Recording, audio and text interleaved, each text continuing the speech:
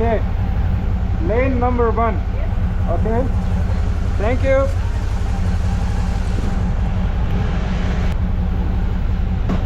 Okay.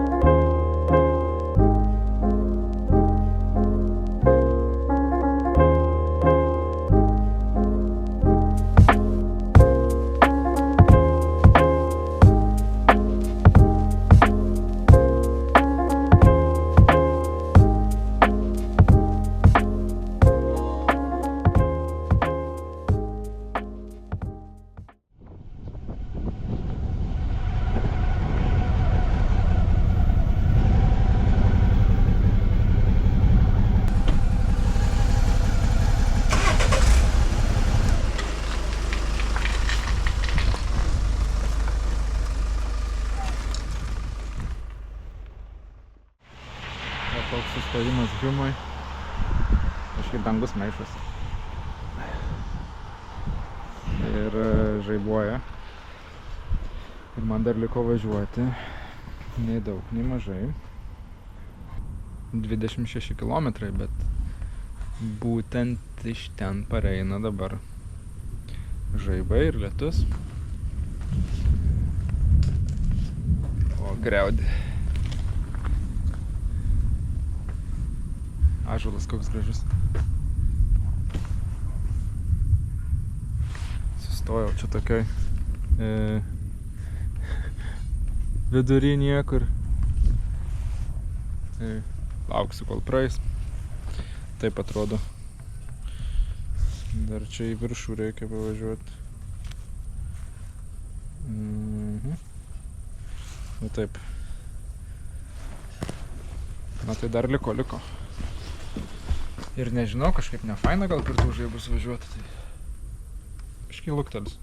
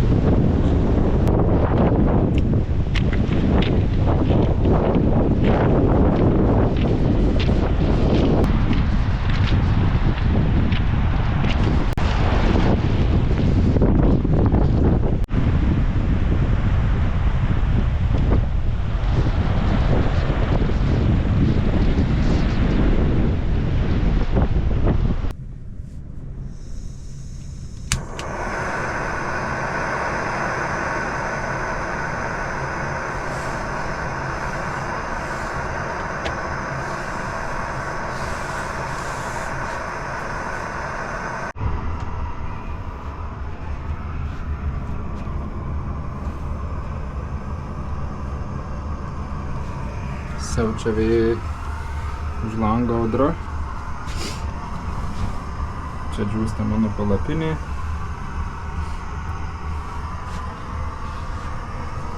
Pasiklojau lovą. Gal ne visai čia taip jau dvariškai, paprastai, bet bent jau bus sausa ir naktį nemiegosiu palapiniai.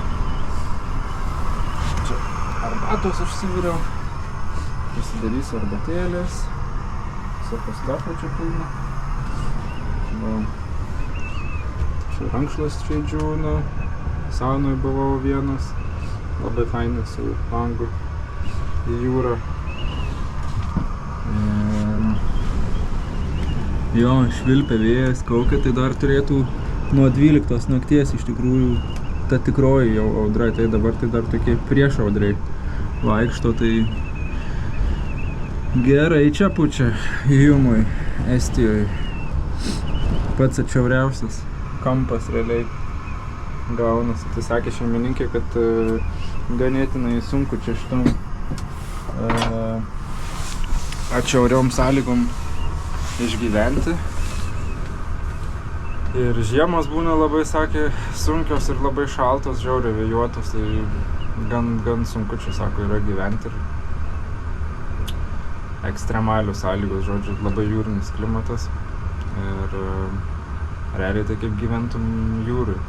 Visą laiką košia vėjas iš visų pusių. Ir netgi jeigu kitoj pusėje salos, tai tiek nebūna to vėjo kaip čia. Tai va, taip ir gyvenam, ką žinau, išgyvensim šią naktį. Ir ką, ir toliau į trasą kelsimės ryt keltu ir link Lietuvos važiuosiu. Tai taip ir sekasi važiuoti čia toj Estijoj su motociklu. Vakar irgi sulijo, per žaibus variau, ten slėpiausi kavinėj vienoj, po to rengiausi moto aprangą nuo lietaus, važiavau į čia turėjau iš tikrųjų atvažiuoti, bet nedavažiavau, stojau kitur ir galiausiai nusprendžiau irgi bukintis tokią cabin, tai irgi labai fainai pernakvojau. Ir sauna buvo, viskas nauja, šviežia, gražu. Aišku, čia kitaip, čia labiau raw. Taip sakykim, iš tokių senų, viskas labai seniai statyta. Bet savotiška, šiaip toks labai raw. Durys kiauros, aišku, čia per visur pučia, švilpia vėjas. Viskas taip paprastai pagaminta, bet ką žinau, gal ko paprasčiau, tuo ir unikaliau iš tikrųjų yra. Man tai visai patinka. Žmonių nedaug. Gamta labai graži. Švytury buvau dar šiandien. Iš ten geras vaizdas, toks matęs visą tą, šitas kampas salos. Dar rytoj gal kur nors pabandysiu paeksplorinti. Šiaip mažai filmuoju. Nieko ten nepradėjau. Turiu minį, gal nepradėjau filmuoti nuo pat pradžių, kai važiavau, nes išvažiavau labai anksti. Kur anksti? Vėlai, 8 vakaro ir pasvaly kažkur, tai kažkokiam kempinge, ten tokiam kaime miegojau. Tai netoli nuvažiavau, o sekančią dieną, per vieną dieną realiai kirtau Latvijos sieną ir iki pat Hjumos. Ir dar labai pasisekė, kad tik atvažiavau į keltą, nusipirkau bilietėlį, man sako į pirmą eilę ir keltas išplaukė už 15 minučių. Man tai nieko nereikėjo laukti. Pasisekė, tai jau ten 3000. Gal tik su oru, nežinau, nepasisekė. Nors gal kaip solo kelionė, tai nuotykiai, adventures. Gauni lietaus, gauni žaibų, miškais pasivažinėjus motociklu. Visokių bunkerių ten mačiau. Kažkaip pastatą mačiau apleistą, žiauriai crazy atrodė, kur tiesiog vidury miško. Be langų, be nieko, daugiabutis stovi, visas apaugęs apžėlęs. Taip pasislėpęs ir spalva tokia įdomi, tokiam plytelėm gal apklijuotas. Bet beveik nesimato. Atrodo toks, namas vaiduoklis. Kas ten jį pastatė? Rusai gal? Nežinau. Labai įdomu. Gal pabandysiu dabar prie arbatos paskaityti apie pačią Humą, kažkokios tai istorijos, kaip čia tų žmonių gyvena, kaip čia ta sala vystėsi, kas čia yra. Įdomu. Bet šiaip norėčiau dar sugrįžti, iš tikrųjų, galbūt kitą kartą jau nebe su motociklu, gal su mašina arba su kemperiu. Nu, tai yra čia ką pamatyti, apvažiuoti visokiausių kampelių, paplūdimių. Man tai labai patinka. Fain. Tai tiek eisiu arbatos gerti. Gal dar kažką užkąsiu. Gero vakaro. Nes turėtų būti įdomiausia, didesnė ir aiškesnė. Visi geriau matys. Nes siena yra sravytė. Tai pabandome tokį. Bing. Pum. Apajėminė paėmė 2 kartus. Iš karto tik spalvą pakeičiau. Labas rytas, naktelė tai buvo kaip reikiant. Eisiu į lauką pasižiūrėti, plemba. Kiam eurų buvo geriausiai išleisti šią naktį? Nes čia tokia audra siautė. Nu nežinau, palapinė tai būčiau nuneštas, jaučiu tą palapkę buvęs, arba būčiau iš vis neįsimiegojęs. Aš jau čia net per kaukimą ir švilpimą taip, sakykim, pamiegojau, bet nu garsų tai buvo apstu, net namelis drebėdavo, kaip užpučia, tai visas namelis tiesiog du, viskas dreba lova, ta prasme. Tai dabar jau yra rytas ir parime. Eisim pažiūrėti prie jūros, kaip atrodo vaizdelis.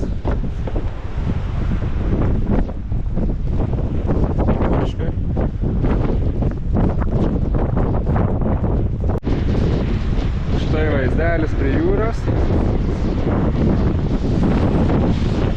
Čia stipriai, bet jau pati audra tai praėjo. Va, vienas raideris važinėja. Turėtų būti visai pro, nes nieko daugiau nėra.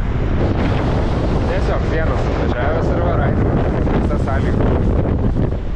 Aš tai naktį galvojau, kad tos vandens mocius nuplukdys, bet nedaėjo kažkaip banga.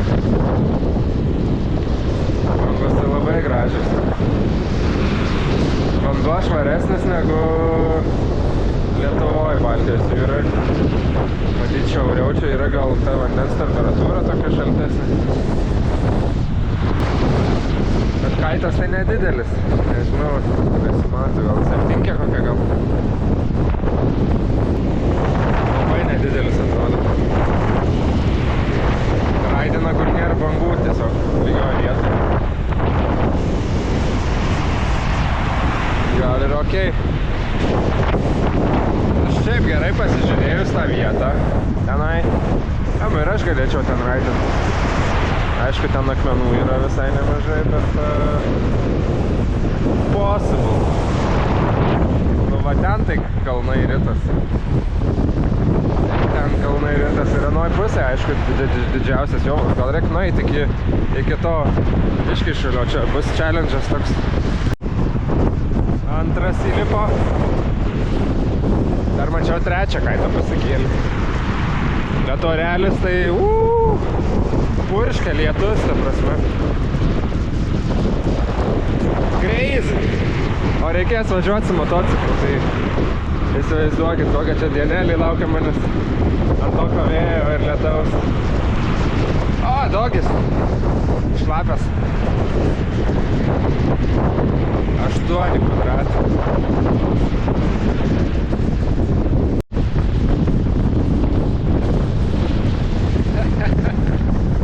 Biški pučia.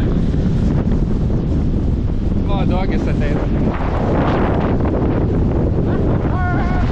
Hello.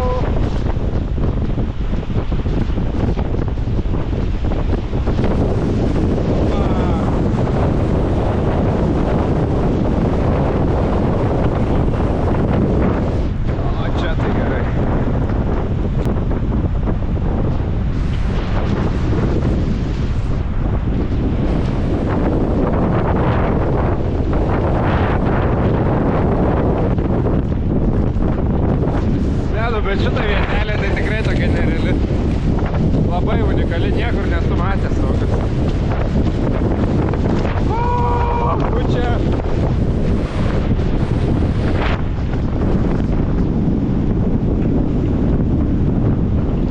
Nu, blemba, pučia drūčiai. Kokia 16 gal metrų, 18. Įdomu, kiek naktį buvo. Kokie 2-5 jaučiu.